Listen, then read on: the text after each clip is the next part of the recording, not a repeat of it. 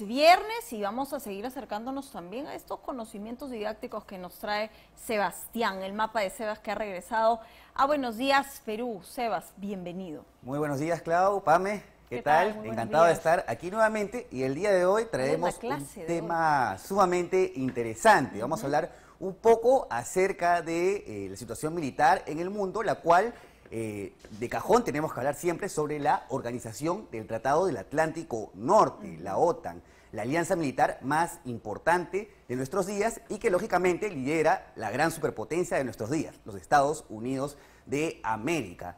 Y a ver si pasamos a la siguiente diapositiva para adentrarnos un poco más en el tema. Y para empezar, ¿qué es la OTAN, no? Que vemos que aparece últimamente bastante en las noticias. Es una organización militar, como veníamos diciendo, liderada por Estados Unidos, que se basa en el Tratado del Atlántico Norte, en el cual todos los firmantes están dispuestos a utilizar sus fuerzas armadas en conjunto ante cualquier ataque, ¿no? Tal y como dice el artículo 5, ¿no? Acá podemos ver. Los aliados están de acuerdo en que un ataque contra uno o más de ellos debe ser considerado un ataque contra todos, es decir, es un tratado de mutua defensa.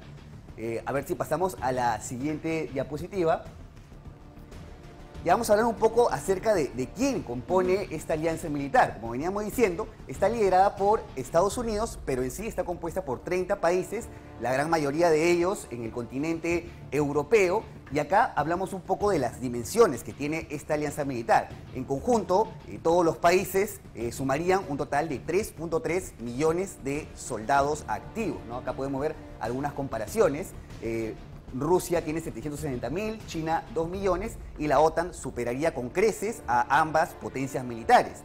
Y en total, en el gasto militar de todos estos países, suman aproximadamente 1.17 billones de dólares de gasto. Para que más o menos nos hagamos una idea de cuánto significa esto, es 5 veces el PIB del Perú. Es decir, todo lo que producimos los peruanos en un año, 5 veces más es lo que se gasta esta alianza militar. Una barbaridad, ¿verdad? Super ejército. Sí, tal cual. A ver si pasamos a la siguiente diapositiva. Entonces, ahora me gustaría entrar un poquito en el contexto histórico. ¿Cómo es que nace la OTAN?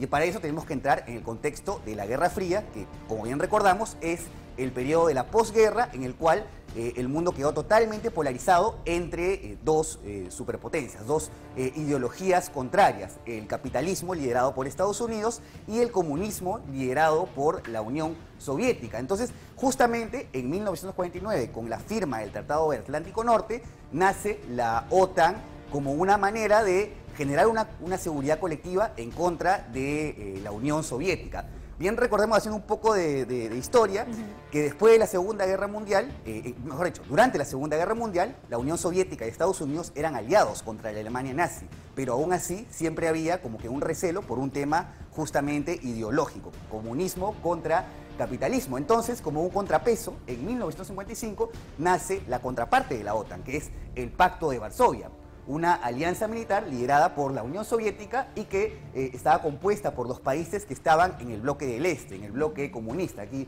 por ejemplo, Hungría, Alemania Oriental, Bulgaria, Rumanía y Checoslovaquia. Entonces, esto podemos ver que es un claro legado de la Segunda Guerra Mundial, el cual nos dejó un mundo completamente polarizado. A ver si pasamos a la siguiente diapositiva. Entonces, una vez que acaba la Guerra Fría, que como todos sabemos es ganada por Estados Unidos, la Unión Soviética se disuelve y su sucesora legítima es la actual Rusia. La OTAN se siguió expandiendo a pesar de esto, porque había nacido como un contrapeso contra la Unión Soviética, pero a pesar de que ya no existía, seguía expandiéndose. Y acá podemos ver cómo a partir de 1990, que es el fin de la Guerra Fría con la caída de la Unión Soviética, se sigue expandiendo incluso por países que habían estado en la órbita soviética. Claro, como República Checa, por ejemplo, que ahora es Sí, exacto, ¿no? Acá podemos ver, ¿no? República Checa, Polonia y Hungría se unen en el 99, cuando ya supuestamente no había ninguna amenaza que combatir.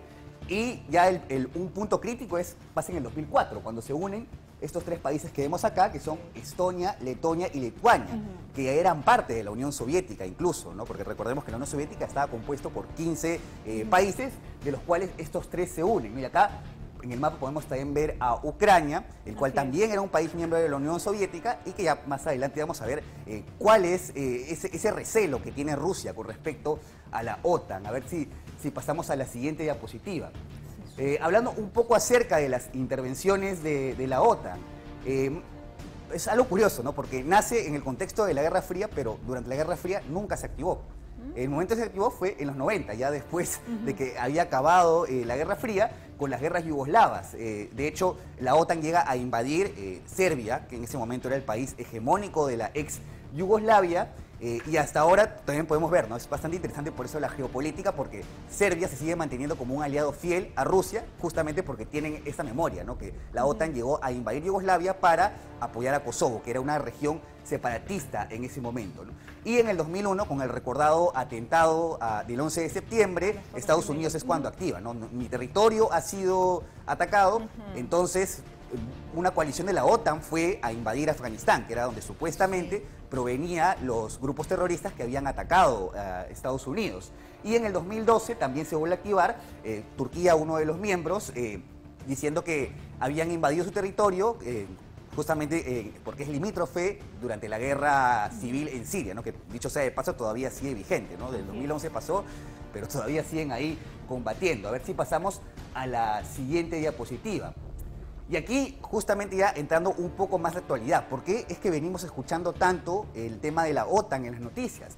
Justamente porque no es un secreto que la OTAN ha apoyado abiertamente a Ucrania, el cual no es un miembro pleno o sea, mejor dicho, no es un miembro integrante de la alianza, pero ha tenido todo el apoyo justamente porque es como una especie de juego geopolítico, ¿no? Apoyamos a Ucrania para darle la contra a Rusia. Y de hecho, ya acá hablando un poco más al respecto, justamente Rusia, la razón por la cual tiene ese recelo, por la cual invadió Ucrania para evitar que se expanda la OTAN, era justamente por eso, ¿no? Porque Ucrania era considerada como la última línea roja. Si es que se adhería a Ucrania al pacto militar, iba a tener un mayor acceso a bases militares con los cuales estaban más cercanas a su territorio, ¿no? Con misiles interbalísticos podían llegar directamente hasta Moscú, hasta la capital.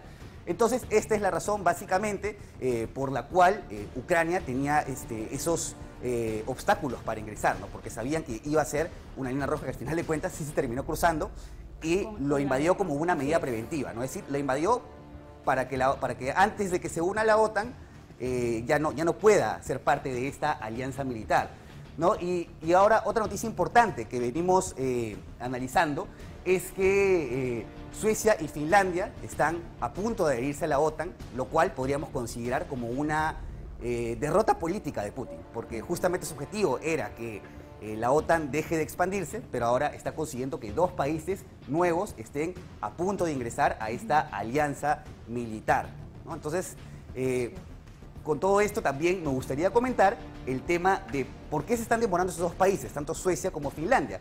Justamente porque tienen un obstáculo. Resulta que para que un país se una a la OTAN, todos los 30 miembros tienen que estar de acuerdo. Y en este caso, Turquía, que sirve como una especie de contrapeso, porque también está jugando como una especie de diplomacia doble al no sancionar a Rusia, pero a la vez ser parte de Occidente, está impidiendo que estos dos países ingresen. ¿Y cómo leemos? Y ahí va mi pregunta respecto de Turquía, porque la OTAN ha decidido enviar más de 4.000 tiendas de campaña finalmente en Hatay, donde ha sido el epicentro de este terremoto. ¿Cambiaría la perspectiva respecto de esta ayuda humanitaria? No, en realidad no, porque creo que es algo independiente del tema de la ayuda humanitaria con respecto al tema de los avances militares. Okay. Bien, vamos cerrando, para ir cerrando, Sebastián, ¿qué más tenemos?